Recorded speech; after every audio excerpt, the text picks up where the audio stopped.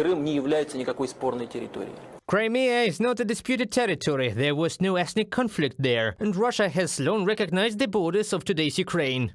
This is how Kremlin dictator Putin spoke about the territorial integrity of Ukraine and possible Russian aggression against it in 2008. However, after 6 years, the rhetoric changed. After another lie that there were no Russian troops on the peninsula, the president of the federation nevertheless admitted the opposite.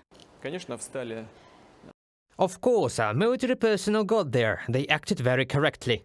February the 20th, 2014. From this date, the history of the seizure of Crimea by Russia begins. On this day, active movement of Russian military personnel begins on the peninsula. And on February the 26th, pro-Russian people gather in front of the Crimean parliament and demand a referendum. They are opposed by pro-Ukrainian protesters. Thanks to their actions, it was possible to postpone the parliamentary session. That same night, unmarked Russian soldiers blockaded the parliament and government buildings of the Autonomous Republic of Crimea, and on February the 28th, the Crimean parliament holds an illegal meeting at gunpoint, and the current government is dismissed. The new occupation administration is headed by Sergei Aksyonov. At the same time, the Supreme Council of Crimea votes for holding a so-called referendum on the status of the peninsula, and Aksyonov turns to Putin for help. Moscow was in a hurry, because at that time Russian troops had already filled all the highways of Crimea. They were driving around the entire perimeter of the Crimean coast. It was obvious that there was an open-armed seizure of Crimea, and therefore they should have been formalized by the Kremlin as quickly as possible. And on March the 6th, the final date for carrying out the action, which they tried to call a referendum, even then was already adopted. On March the 16th, a pseudo-referendum was held on the annexation of Crimea to Russia. Then Moscow said that allegedly 95% of those who voted expressed a desire to join the Russian Federation. The next day, the occupation administration declared the independence of the peninsula, and a day later signed an agreement on joining Russia. Within 2 years after the annexation of Crimea, the Federation significantly increased the number of weapons on the peninsula. They brought in heavy equipment as well as thousands of soldiers. Analysts have concluded that the main goal was to turn Crimea into a militarized zone. The number of air defense, missile defense and radar posts on the peninsula has increased significantly. The Kremlin built anti-sabotage lines in the illegally occupied Crimea, restored airfields, concentrated a large number of aircraft there, and new warships also entered ports.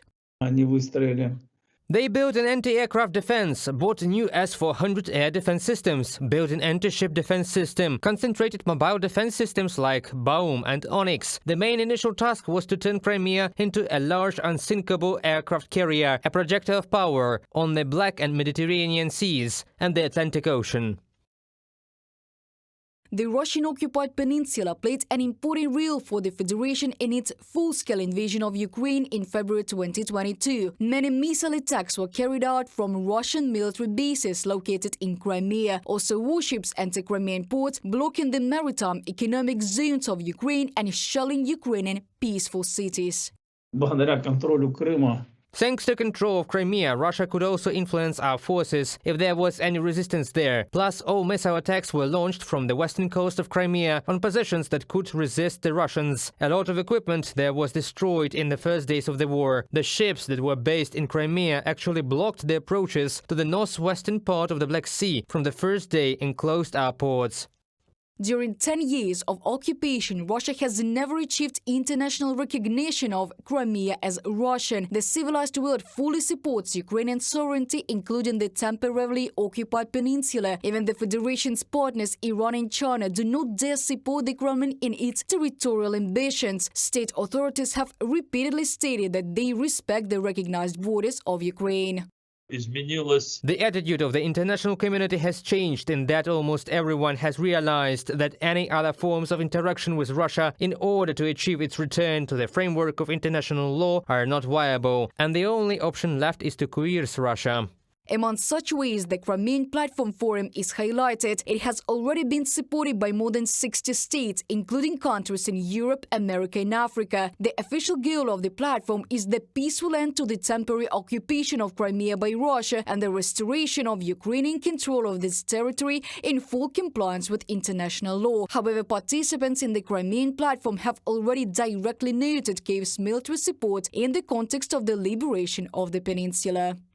Reported by Diana Kolesnik, Nikita Skoblikov, UATV News.